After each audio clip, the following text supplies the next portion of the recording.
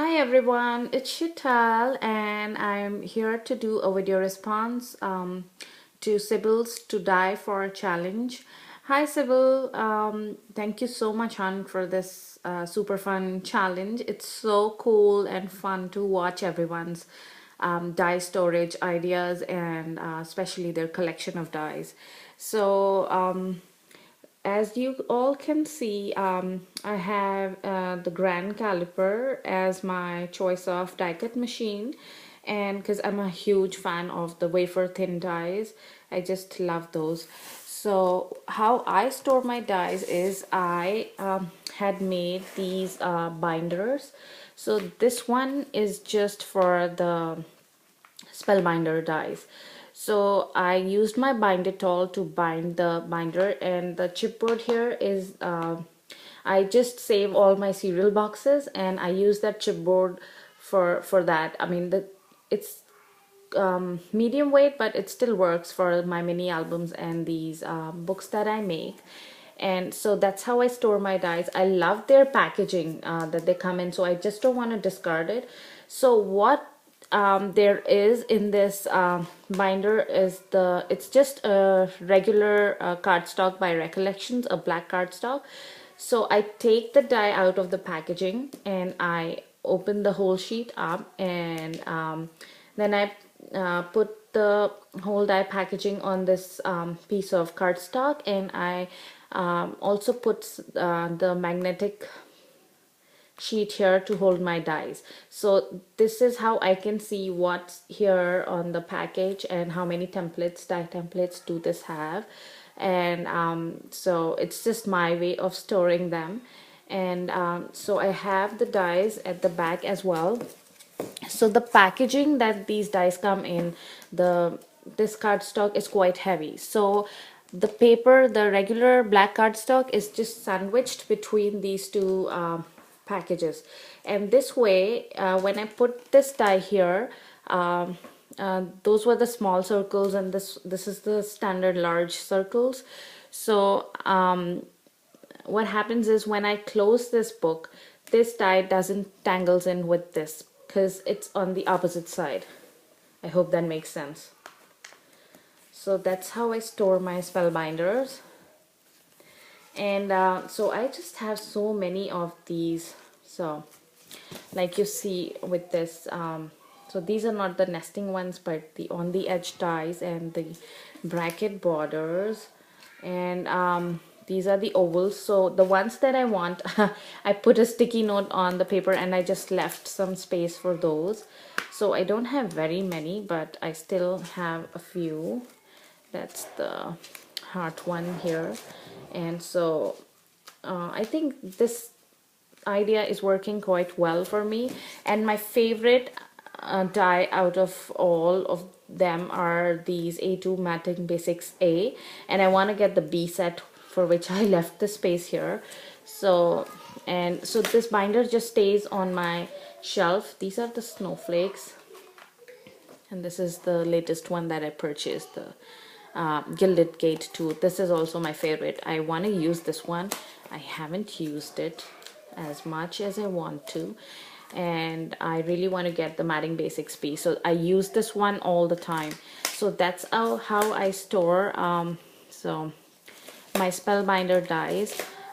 It's getting heavier, but it's still okay, and it still sits on my desk where I can grab them and take a look at them, and it works well for me. So this is for my spellbinder dies. And I also have more binders. So this one here, as you can see, I labeled it. It says standalone dies. So these are the dies from different companies like Cherry Lynn, Memory Box, Marianne Creatable, Zero Arts, and CC Design Cutters. So this is not as long of a binder as the spellbinders one. So this is more of a notebook style, and the chipboard again for all the pages are the cereal boxes that I used. So what I did was I covered up the cereal boxes chipboard with the black Recollections paper again, And so for the heavier dies, what I did was I have the magnetic sheet and I created a pocket as well. So you can see the magnetic sheet in there. So these are the Cherilyn dies that I have, and memory box. Then this is the Hero Arts, and then again another doily. And these are the Marion Creatables. So with this one, I again never wanted the dies to, tangle with each other in a way, or the blades to touch maybe. I don't know, it's just me.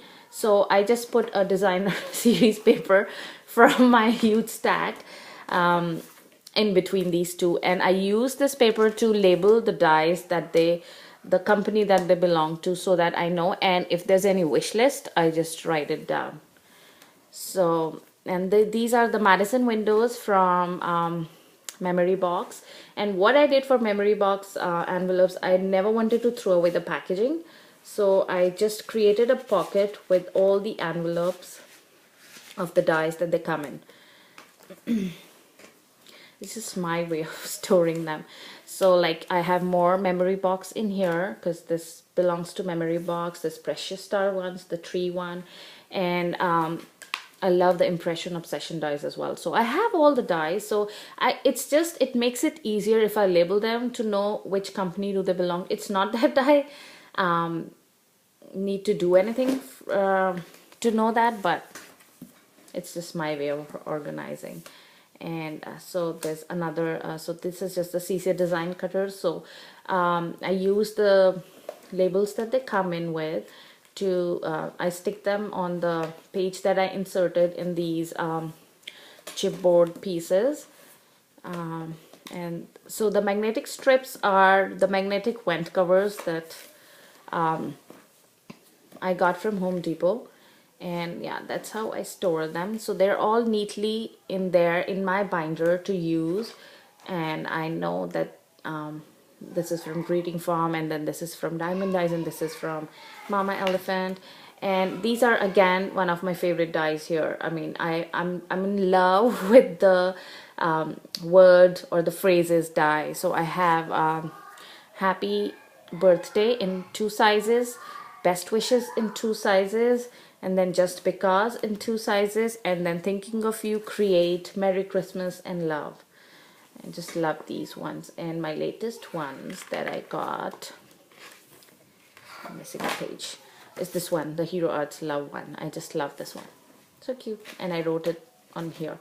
So yeah, that's my collection for the various companies dies. So for this binder, the pages are not just the paper, but it's the cereal box chipboard, and I have a lot of space to fit in many more dies. And then I have another binder which I keep exclusively for my paper tray ink and MFD dies. These binders just came together in not, I would say, in no time, but it took me some time, but it was easy. It wasn't as tough because these binders just sit on the top of a floating shelf over my desk, so it's more easier for me. So this is the paper tray ink, and I hardly order from them, but still I have a separate binder because I never wanted to mix these dies up with,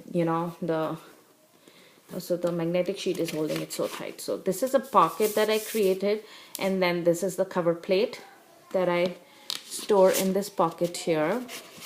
And I did put a magnetic strip behind it just to hold it snug. And this is the color chart for this hexagon thing. And with this one again, so some of these coordinate with the stamp sets. So I write it down here with which stamp set do they coordinate, so that I just know they belong to which stamp set.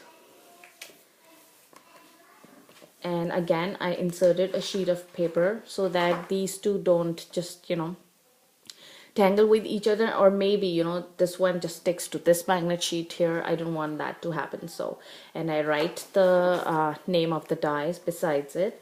So this is just for my paper tray ink and my favorite things die, which I don't have very many of, but I still keep them in here. And yeah, that's about it. And I have a whole lot of pages that I can cover with these dies, front and back. And again, just a pocket, just for the heck of it.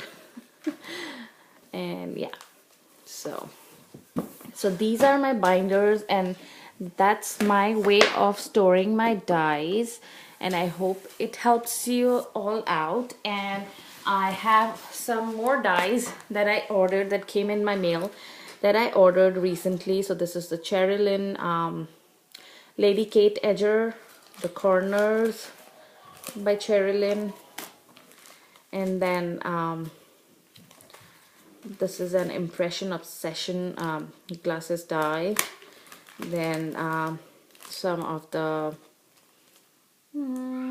what is this, I didn't even remember ordering these. Impression Obsession, the fall leaves die.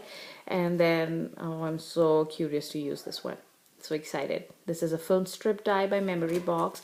And then these are gonna be my favorite dies, I want to say.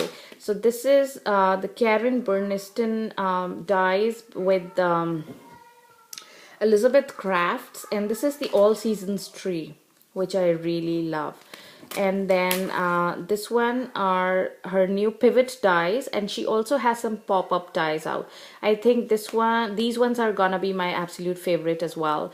So this is the heart pivot, and it comes with so many pieces all together. So you need to snip out the pieces, and you use these nubs to place on the fold of your card, like they show it here. And when you cut it out with your die cutting machine, it cuts out these ones. So I really wanted the Karen Burniston dies before as well, when she had them out with Sizzix, but they're all the thicker steel rule dies.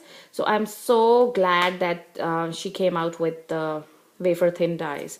It's just amazing. So I might make another binder for specifically for the Elizabeth Craft designs, because I think I'm gonna order more of these, because she has some really cool designs in her pop-up lines and her pivot cards. So the pivot card alone, she has like 3 designs.